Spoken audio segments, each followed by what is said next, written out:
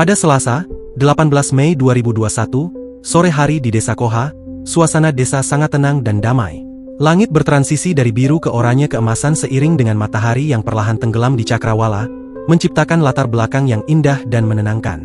Sela, seorang gadis berusia 13 tahun, tengah menikmati waktu bermain di luar rumah, merasakan kebebasan dan keceriaan setelah seharian mengikuti ujian nasional di sekolah. Sela adalah anak kelima dari 6 bersaudara.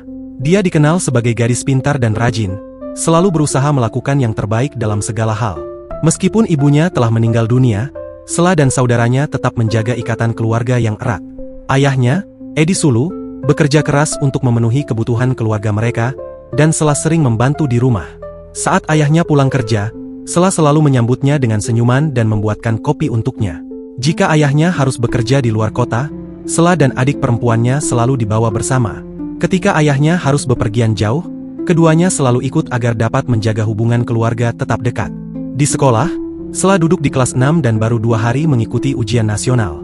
Dia terlihat sangat antusias dan ceria, menikmati waktu bermain bersama teman-temannya di jalanan sempit desa.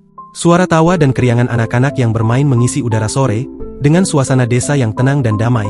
Sela tampak sangat bahagia, tidak menyadari bahwa malam hari akan membawa perubahan yang sangat tragis dalam hidupnya dan keluarganya. Arlando, kakak Sela yang berusia 17 tahun, mendekati adiknya dan mengajaknya pulang. Ia melihat matahari yang sudah mulai condong ke barat, menandakan bahwa malam akan segera tiba. Namun, Sela tampak enggan meninggalkan permainan yang sedang asyik ia nikmati bersama teman-temannya. Ia dengan penuh semangat mengatakan bahwa ia masih ingin bermain sedikit lebih lama, karena hari masih terasa panjang dan malam belum terlalu gelap.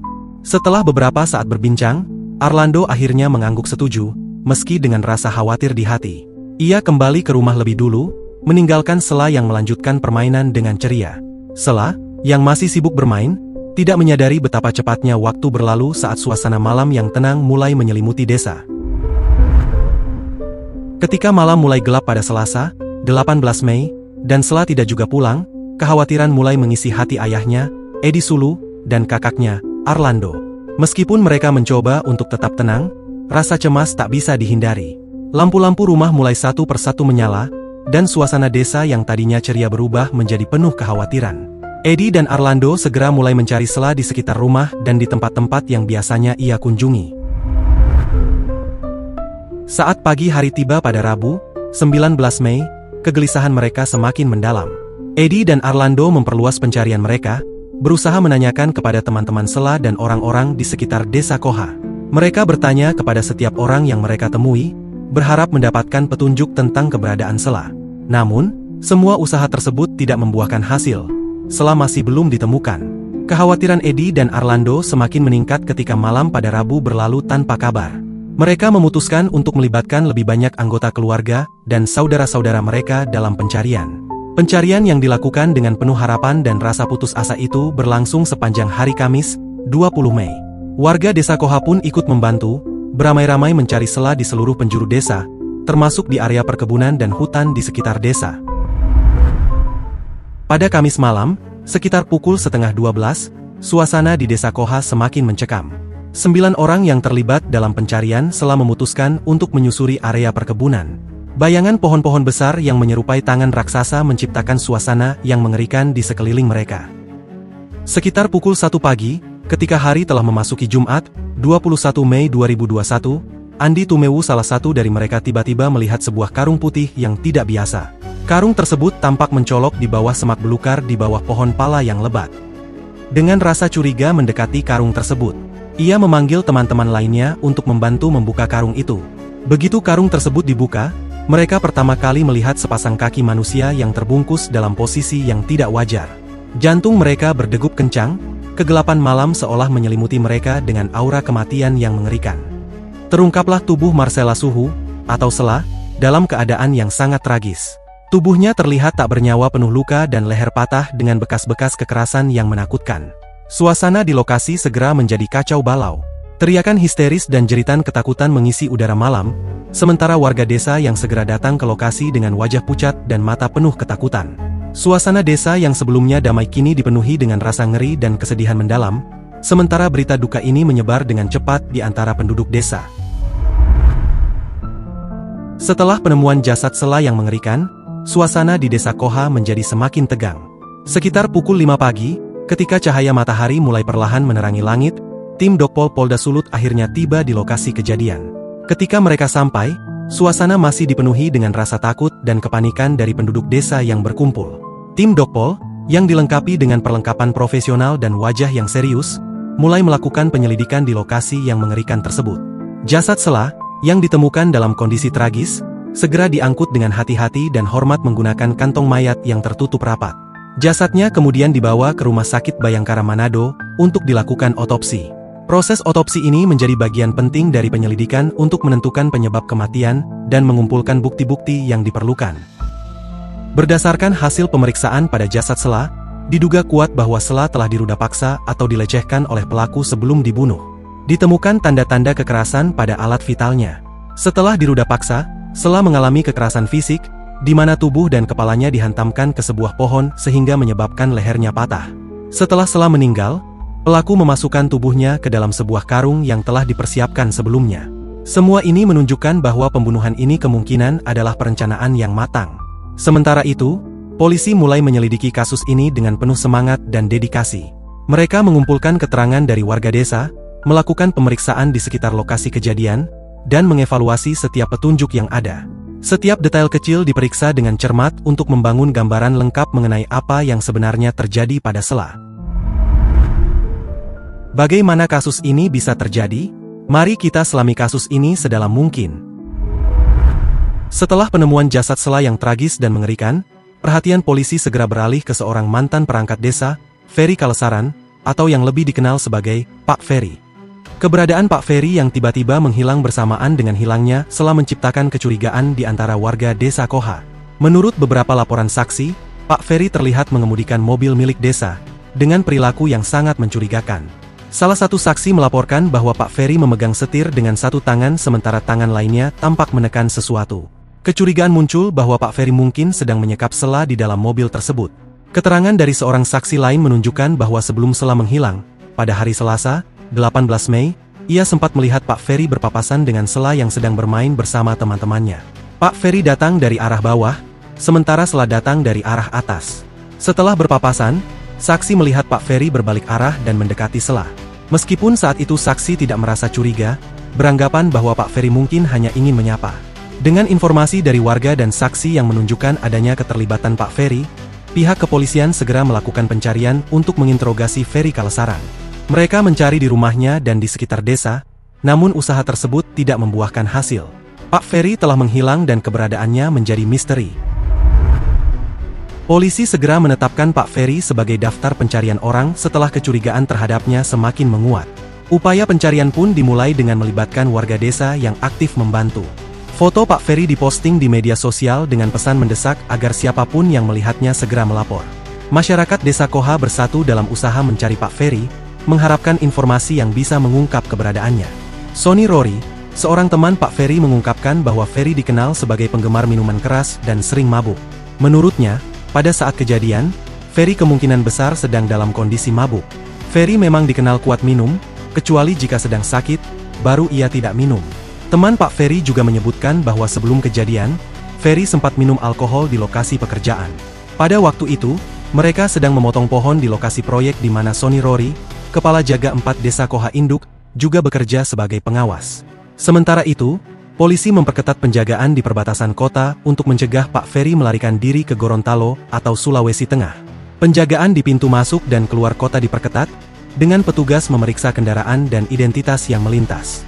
Pengecekan dilakukan secara ketat untuk memastikan bahwa Pak Ferry tidak bisa keluar dari wilayah tersebut tanpa terdeteksi. Selama sekitar 1 minggu, pencarian intensif dilakukan. Polisi bekerja sama dengan warga setempat, menggunakan berbagai metode untuk melacak jejak Pak Ferry. Mereka menggeledah lokasi-lokasi yang diduga menjadi tempat persembunyiannya, dan terus mengumpulkan informasi dari masyarakat. Upaya pencarian ini berlangsung dengan penuh dedikasi dan tekad, karena setiap detik sangat berarti untuk menemukan Pak Ferry dan mengungkap kebenaran di balik hilangnya Sela. Pada hari Jumat, 28 Mei 2021, sekitar pukul 8:30 pagi, suasana di desa Koha Induk kembali diwarnai dengan kegiatan pencarian dan pembersihan. 4 warga yang dipimpin oleh Kepala Jaga 4 Desa Koha Induk, Sonny Rory, tengah membersihkan pipa saluran air di area perkebunan. Sebelumnya, warga mengeluh tentang saluran air bersih yang tersumbat, sehingga mereka memutuskan untuk menyusuri area tersebut guna mencari penyebabnya. Saat mereka menyusuri pipa air yang mengalir melalui perkebunan, tiba-tiba mereka mencium bau busuk yang sangat menyengat. Bau tersebut semakin menyengat seiring dengan langkah mereka yang semakin dalam ke dalam kebun.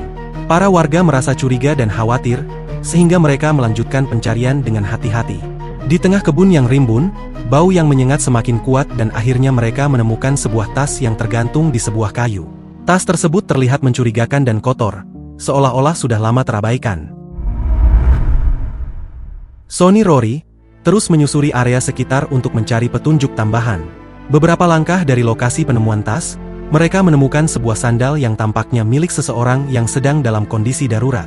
Penasaran dan khawatir tak jauh dari situ, mereka menemukan sebuah jasad orang dewasa yang sudah membusuk dan menghitam. Jasad tersebut dalam posisi duduk dan tergantung dengan seutas tali di pinggir sungai desa Koha.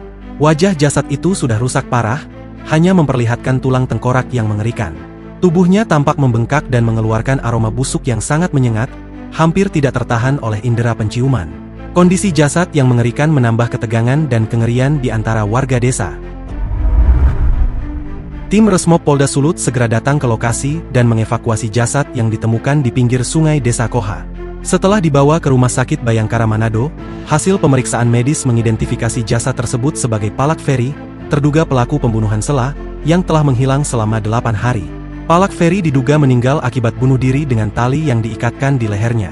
Dengan kematian Palak Ferry, penyelidikan mengenai motif dan rincian lebih lanjut dari kasus pembunuhan Sela tidak dapat dilakukan. Jasad Palak Ferry dimakamkan pada hari Sabtu, 29 Mei 2021. Jasadnya langsung dibawa ke lahan pekuburan tanpa disemayamkan di rumah, yang menimbulkan desas-desus bahwa istri Ferry menolak menerima jasad suaminya. Warga yang marah dengan tindakan Ferry bahkan meneriaki jasadnya saat proses pemakaman, dengan teriakan seperti, "Bakar saja dia."